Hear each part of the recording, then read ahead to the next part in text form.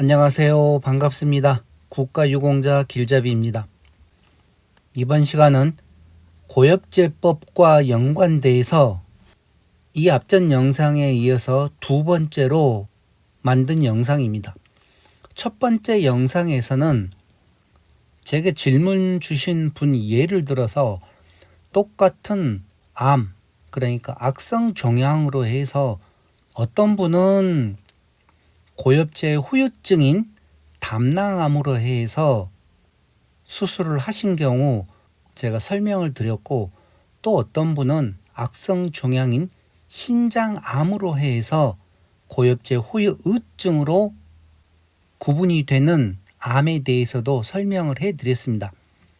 그러면서 악성 종양으로 분류되는 여러 가지 종류의 암들이 있는데, 그 암들은 똑같은 암일지언정 국가보건부에서 인정하는, 그러니까 고엽제와 연관이 있다 없다 해서 고엽제 후유증으로 구분되는 악성 종양 암들이 있고, 또 고엽제와 직접적인 연관은 없지만 그래도 월남 베트남전에 참전을 해서 고엽제로 인한 암 같다 해서 대한민국에서만 유일하게 고엽제 후유증이라고 해서 인정해주는 질병들이 있는데, 그 질병들 중에서 또 악성 종양과 관련된 내용도 설명을 해드렸습니다. 그러면서 가장 중요한 거는 이 고엽제법이란 게 계속 지금 5년마다 연기가 되고 있는데, 그러니까 연장이죠. 연장되고 있었는데 이번에 또 한 번 연장이 되었습니다. 그렇게 해서 2027년 12월 31일까지인데, 만약에 이번에 제게 질문을 주신 분께서 참전 명예수당만 받고 계시다가 고엽제법이 연장이 안 되었을 경우에는 이렇게 암과 관련된 질병을 찾아내어도 고엽제법에 의해서 더 이상 아무런 보상이나 혜택을 받을 수 없었을 것인데, 이번에 그래도 고엽제법이 한 번 더 연장되면서 이분 같은 경우는 지금은 비록 참전 명예수당을 받고 계시지만 이번 달에 당장 모든 서류 준비해서 국가보건부에 신청을 하시게 되면 나중에 몇 달 후에 최종적으로 6급 이상이다, 몇 급이다 그렇게 판정이 나오겠지만, 보상금은 신청한 달, 그러니까 2023년 10월 달에 신청을 하셨고 만약에 최종 결정이 2024년 6월 달에 결정이 난다 하더라도 6월 달부터 보상금을 드리는 게 아니라 신청한 달, 그러니까 2023년 10월 달부터 차근차근 계산을 해서 2024년 6월 달 최종 판정이 난 그 달에는 이 모든 걸 합한 금액으로 해서 보상금이 한꺼번에 일시불로 지급이 됩니다. 그러면 2023년 10월, 11월, 12월은 2023년 보상금으로 지급이 되고, 또 2024년 1월부터는 새로 인상된 요금으로 지급이 될 것입니다.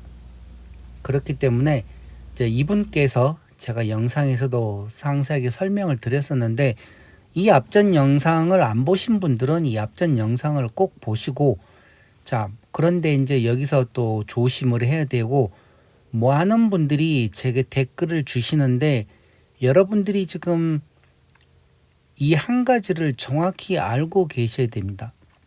그게 무슨 내용인가 하면, 월남전 참전을 하셔가지고 군대 전역을 하셨을 때 지금 대한민국에서 월남전 참전을 했던 게 공식적으로 73년까지입니다. 그렇게 해서 국가보건부에서 고엽제와 연관된 질병을 가지고 있는 사람들은 언제부터인가 하면 73년까지, 그러니까 대한민국 국군이 월남에서 완전 철수할 때까지, 그때까지 월남에 갔다 오신 분들에게만 적용을 해드리는 게 고엽제법입니다. 자, 그런데 이제 어떤 문제가 있는가 하면, 여러분들도 생각을 한번 해보시기 바랍니다. 월남전에 가서 참전을 하고 한국으로 돌아오신 분들입니다. 여러분들이 생각을 하실 때 월남전 참전을 하셔가지고 과연 33만 명이 모두 다 전투에 참전을 하였는지, 그중에 어떤 분들은 작전실에서 근무하신 분들도 있고 행정반에서 근무하신 분들, 뭐 또 취사반에서 근무하신 분들, 그러니까 전투와 직접적인 연관이 없는 분들도 많은 분들이 있습니다. 자, 제가 나중에 이와 관련돼서 전투수단과 관련돼서 또 얘기를 드릴 때 다시 한번 더 얘기를 드리겠지만, 월남전에 참전을 하셨다고 해서 모든 분들이 다 전투를 하신 거는 아니지 않습니까?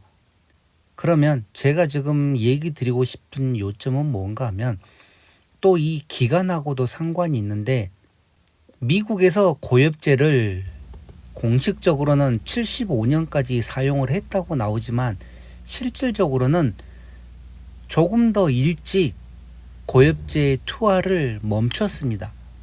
제가 나중에 다시 정확한 자료를 보면서 정확하게 설명을 드리겠지만, 그러다 보니 대한민국 국군이 73년도에 전원 철수를 할 때까지 어떤 분들은 정말 말 그대로 고엽제로 세수까지 해가면서 하신 분들이 있는가 하면, 어떤 분들은 고엽제와 상관없는 곳에서 근무하신 분들은, 다른 동료 전우들은 밀림에 나가서 정글 숲을 헤치면서 그 많은 고엽제를 맞고 피부에 바르고, 그때 뭐 피부에 많이 발랐다고 그러죠.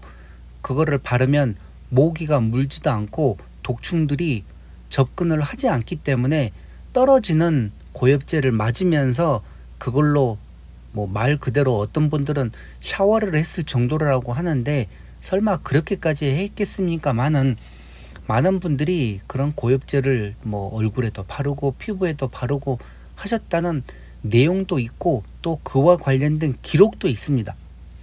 자, 이런 분들 같은 경우는 한국에 돌아오셔가지고 정말 고엽제와 관련돼서 힘들게 생활하시고 지금도 또 살아계신 분들이 많이 있는데, 이때 당시에 월남전에 참전은 했지만 예를 들어 취사병이나 행정반이나 직접 전투에 참여하지 않은 분들 같은 경우는 그 고엽제를 맞지를 않았겠죠. 고엽제를 만져보지도 않고 피부에 바르지도 않고. 자, 그랬을 경우에 제가 지금 가장 얘기를 드리고 싶은 요점은 무엇인가 하면, 이런 분들에게는 고엽제가 과연 연관이 있냐, 그것입니다. 자, 그래서 많은 분들이 월남전에 갔다 오신, 예를 들어 33만 명이란 이 어마어마한 숫자의 군인들이 여러 가지 질병을 안고 있어서 대한민국 정부에서 이와 관련된 고엽제법을 만들고, 또 이 고엽제법과 연관돼서 신체 검사를 하고 거기에 맞춰서 고엽제 후유증이다, 고엽제 후유증이다, 그리고 등외 판정, 이렇게 해서 구분을 하는데, 자, 얘기를 잘 들으시기 바랍니다.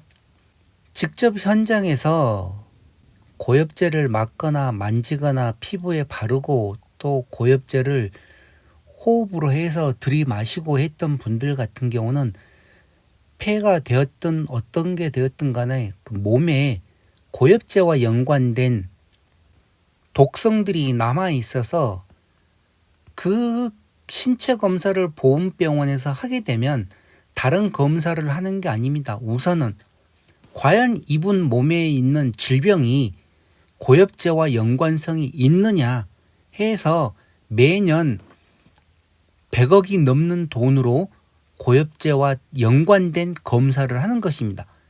그래서 처음에 고엽제와 관련돼서 여러분들이 국가보훈부에 신청을 하시게 되면 제일 먼저 하는 게 고엽제와 연관성이 있냐 없냐, 그겁니다.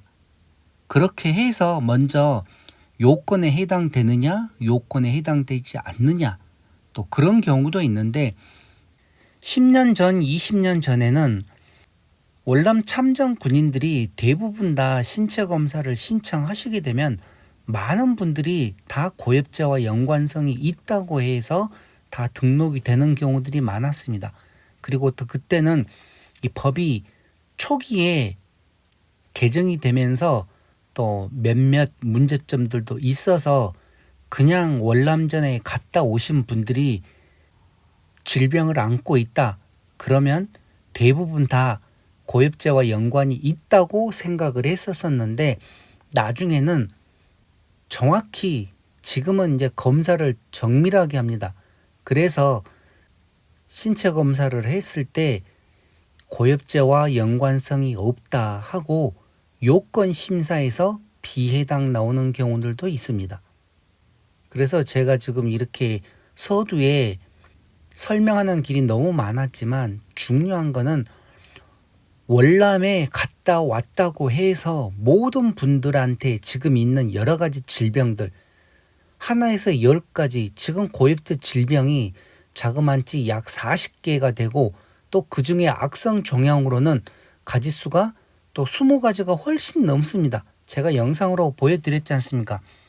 고엽제 후유증에서 인정되는 악성 종양과 고엽제 후유의증에서 인정되는 악성 종양들 그 종류만 해도 약 25가지가 넘어가고 나머지 기본적으로 있는 약 40가지의 질병까지 합하게 되면 60개가 넘고 또 여기에 있는 내용들 말고도 또 추가로 기타로 해가지고도 더 많은 질병들이 있습니다. 그런데 그 많은 질병들을 본인들이 갖고 있다고 해서 그게 무조건 고엽제와 연관된 질병이다.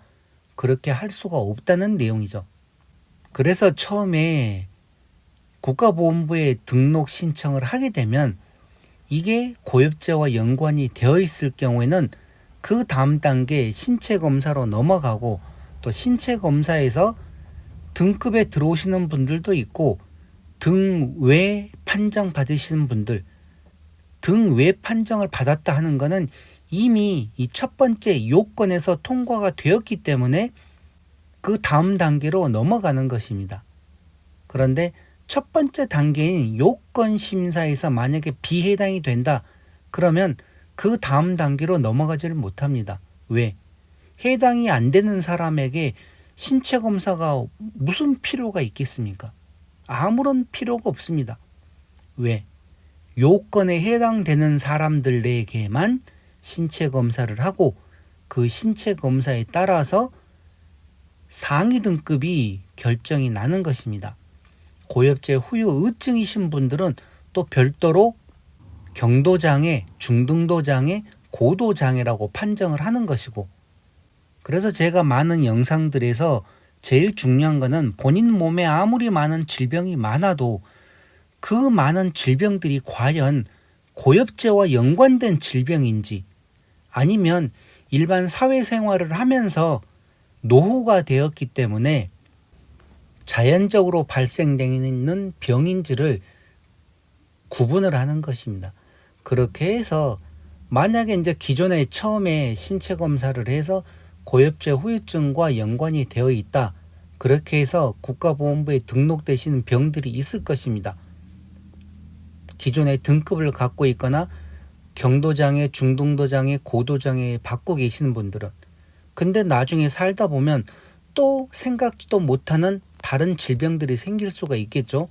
제가 첫 번째 영상에서 만들어 드렸고 지금 이 두 번째에서 설명을 해주는 이분같이 월남 갔다 와서 질병들이 있었지만 등회 판정 받았거나 그렇게 해서 참전 명예수당만 받고 있었는데 이렇게 갑자기 몸이 아파서 검사를 했더니 담낭암 같다고 해서 수술을 했고 수술한 종양을 떼어내서 정밀 검사를 했더니만 이게 악성 종양이었다. 자, 이렇게 하면 이 담낭암으로 해서 국가보건부에 신청을 하게 되면 고엽제 후유증으로 해서 6급 이항 정도가 나올 확률이 아주 큽니다. 자, 이렇듯 고엽제와 연관이 되었을 때는 이와 같은 내용이 적용이 되는데 만약에 만에 하나입니다. 내가 월남을 갔다 왔지만 보훈병원에서 신체 검사를 하는데 이 담낭암이 고엽제와 연관이 없다 해서 만약에 비해당 처분을 받게 되면 이분은 더 이상 신체 검사를 할 대상이 아닌 것입니다. 요건에 비해당되기 때문에. 그래서 제가 이 요건 해당과 요건 비해당을 국가유공자로 등록되기 위한 1차 관문이다. 그렇게 하면서 매월 이와 관련된 영상들을 만들어 드리면서 이 첫 번째 관문에서 통과를 해야만 그 다음 단계로 넘어간다. 그런 내용을 지금 계속 4년 동안 얘기를 하고 있는 것입니다. 그만큼 요건에 해당되느냐, 요건에 비해당되느냐 너무너무나 중요한 내용입니다. 제가 이 첫 번째 고엽제법과 관련된 영상을 만들고 지금도 계속 많은 분들이 질문을 주시는데 그 질문들 내용을 보면 본인들 몸에 여러 가지 질병들이 있다. 그런데 이 질병들을 신체 검사를 하게 되면 상위 등급으로 올라갈 수 있냐? 다 이 내용만 질문을 하십니다. 그런 내용을 가지고 제가 할 수 있다, 할 수 없다 딱 부러지게 얘기를 못합니다. 왜?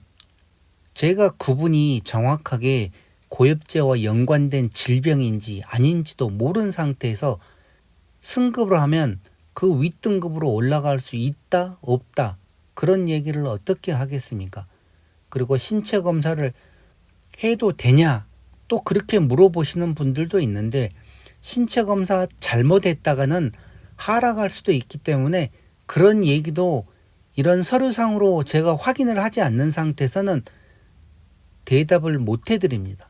그래서 본인들이 직접 공부하고 배우시라고 제가 여러 가지 많은 자료들을 갖다가 이렇게 유튜브 영상으로 만들어서 설명을 해드리는 것이고 이렇게 영상을 만들어 놓으면 많은 분들이 볼 수도 있고 또 궁금하면 나중에 와서 또 볼 수도 있고 그렇게 해서 영상을 만들어 드리는 거고 여기에 대해서 많은 분들이 제게 또 개인 상담을 요구하시는데 개인 상담은 제가 하질 않습니다.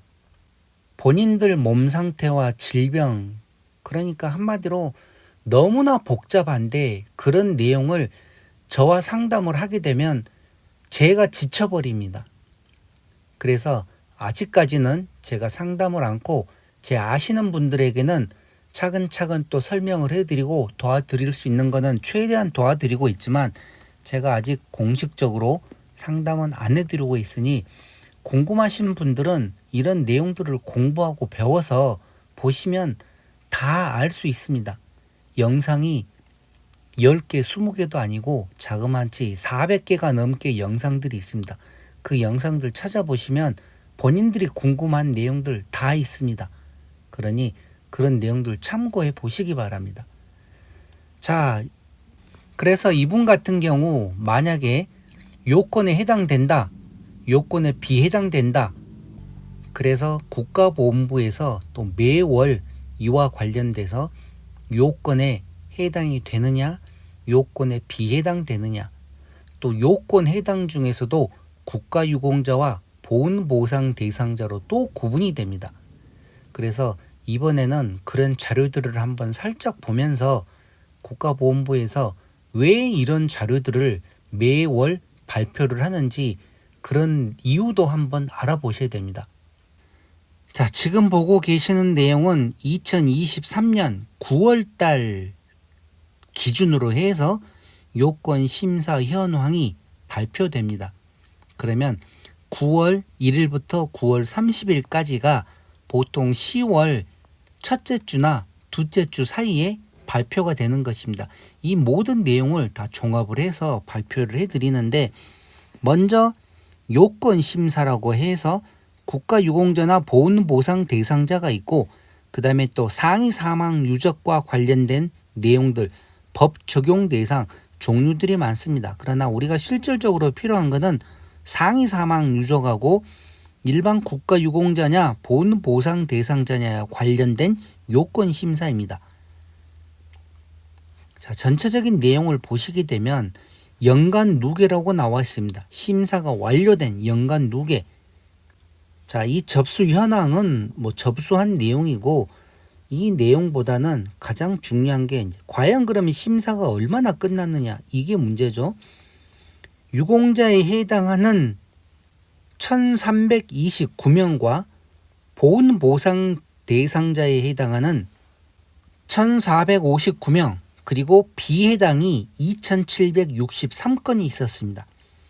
이런 전체적인 내용을 하나하나 살펴보게 되면 독립유공자와 관련된 요건심사, 전몰군경과 관련된 요건심사, 여기서 간단하게 보시게 되면 65건이 심사가 완료되었는데 43건은 유공자에 해당되고 10건은 보상자, 그리고 12건은 전몰군경에 해당되지 않는다고 이렇게 비해당 처리되었습니다. 전상군경 한번 볼까요? 전상군경 심사 완료된 게 972건인데 유공자는 467건, 보상자 14건, 비해당 491건. 자, 여기 전상군경이란 거는 무엇인가 하면 전투 중에 부상을 입은 분들을 전상군경이라 합니다. 그렇게 해서 실질적으로 예를 들어 6.25 참전에 하셔가지고 부상을 입은 분들을 전상군경이라고 하거나, 아니면 월남전 참전하셔가지고 파편이나 총상을 입은 분들, 그리고 고엽제와 연관돼서 질병을 갖고 계시는 분들도 이 전상군경에 포함이 됩니다. 그런데 그런 분들이 반 이상이 비해당되었습니다. 자, 제가 계속 얘기 드리는 1차 관문 요건심사에서 해당이 되느냐, 요건이 비해당되느냐. 그런데 지금 이 내용 2023년 기준으로 지금 1월 달부터 9월 30일까지 총 972명이 심사가 완료되었는데 유공자는 467명이란 소리입니다. 보상자는 14명, 비해당이 더 많습니다. 491건. 자, 그래서 제가 중간에 설명드렸던 월남에 참전을 해서 돌아오신 분들 중에서 자기들 몸에 여러 가지 질병이 나타나는데 그 질병들이 모두 다 고엽제와 연관되냐? 그게 아니라는 소리입니다. 반 이상이 아닙니다. 자, 이런 내용들은 물론 더 정확한 내용을 찾아봐야 알겠지만 그런 내용은 제가 찾아볼 수가 없습니다. 왜? 국가보훈부에서 공개를 하지 않기 때문이죠. 그러면 제가 아는 상식선에서 얘기를 한번 드려보겠습니다. 자, 많은 분들이 제게 척추가 아파서 척추 수술을 했다, 아니면 어깨가 아파서 어깨 수술을 했고 무릎이 아프다든지 고관절 수술을 했다든지 여러 가지 수술을 했다고 하시는 분들이 많습니다. 그 중에 또 척추 관련된 분들이 되게 많은데, 우리가 살다 보면 여러 가지 질병을 안고 있는데 이런 기본적인 질병, 그러니까 만약에 이분이 월남전 전쟁 중에 부상을 입었거나 파편이나 총상이나 아니면 전투 중에 고랑으로 굴러 떨어졌다든지 그런 기록이 있어서 군 병원에서 치료를 받고 했던 모든 기록이 있으면 허리와 관련돼서도 전상군경으로 등록이 될 수가 있습니다. 척추와 관련되었거나 어깨를 다쳤거나 어깨에 총상이 있거나 또 다리에 총상이 있거나 다리에 파편상이 있거나 그런 기록이 없는 한은 요건에 해당되기가 아주 힘듭니다. 뻔히 누가 봐도 총상으로 보이는데 보훈부에서 신체 검사를 하게 되면 총상하고 또 연관이 없다고 그렇게 판결을 하는 경우들도 많습니다. 그와 관련된 행정소송, 행정심판 자료가 제게 많이 있기 때문에 그런 내용도 잘 압니다. 본인 입장에서는 억울하죠. 얼마나 억울하겠습니까? 내가 분명히 월남전 전투 중에 총상을 입어서 내 다리에 아니면 내 몸에 어딘가에 흉터가 있고 파편이 있는데도 그게 전투 중에 입은 총상이 아니다. 흉터가 아니다. 그렇게 하게 되면 이 당하는 입장에서는 미치고 환장을 노리십니다. 그래서 많은 분들이 행정 심판을 하고 행정 소송을 하는데 그렇게 해봐야 대부분 다 패소하기 때문에 정말 눈 뜨고 코 베어 간다고 국가보훈부를 상대로 좋은 말이 나올 수가 없는 것입니다. 많은 분들이. 그러니까 너무너무 억울해서 여기저기 하소연을 하고 있는 돈 없는 돈 긁어 모아가지고 변호사 사서 소송을 하지만 이기는 확률이 극히 드물다는 내용입니다. 자, 그래서 자꾸 얘기가 중간중간에 지금 옆으로 새고 있는데 중요한 거는 이렇게 전상공경 반 이상이 비해당을 받는다는 것입니다. 어떻게 해야 되느냐? 신청을 하시기 전에 자기들 몸에 여러 가지 질병이 있다고 해서 무조건 신체 검사 신청하면 위로 상위 등급으로 승급하려고만 하시는데 이런 걸 신청하기 전에 과연 내 질병이 고엽제와 연관되어 있는 질병인지 아니면 살아가면서 이 노후로 인한 질병인지를 먼저 본인이 한번 생각을 해보고 또 검색도 해보고 하신 다음에 국가보훈부에 신청을 하게 되면 그만큼 더 확률이 더 높습니다. 요건에 해당될 확률도 높고 신체 검사를 했을 때 내가 상위 등급으로 올라갈 확률도 크다는 거죠. 자, 다른 내용은 넘겨두고라도 여기 보시게 되면 또 고엽제 후유증과 고엽제 후유의증이라고 해서 나와 있습니다.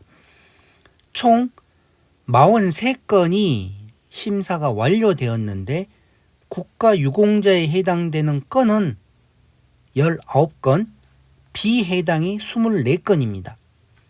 여기 전상공경도 고엽제와 연관되어 있지만 여기 고엽제 후유의증도 이렇게 또 연관이 됩니다.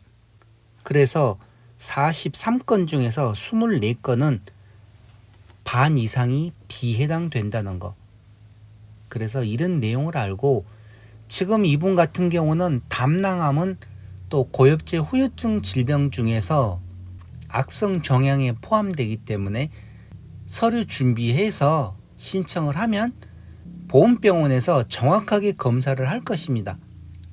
그렇게 해서 고엽제와 연관이 있다, 연관이 없다, 그렇게 해서 요건에 해당되는 경우에 이제 다음 단계인 신체 검사를 받는 것입니다. 그렇게 해서 상위 등급에 올라가는 거죠. 자, 이번 시간은 이렇게 간단하게 이제 끝내고 다음 시간에는 과연 이분이 요건에 해당되는 걸로 계산을 하고 다음에 신체 검사를 하게 되면 어떤 신체 부위별 상위 등급 결정표에 따라서 등급이 결정나는지 그 정확한 내용을 한번 또 살펴보겠습니다. 그래서 이 고엽제법과 연관돼서 다음 영상도 꼭 참고해 보시기 바랍니다. 자, 이번 시간은 이것으로 마치겠습니다. 지금까지 국가유공자 길잡이였습니다. 감사합니다.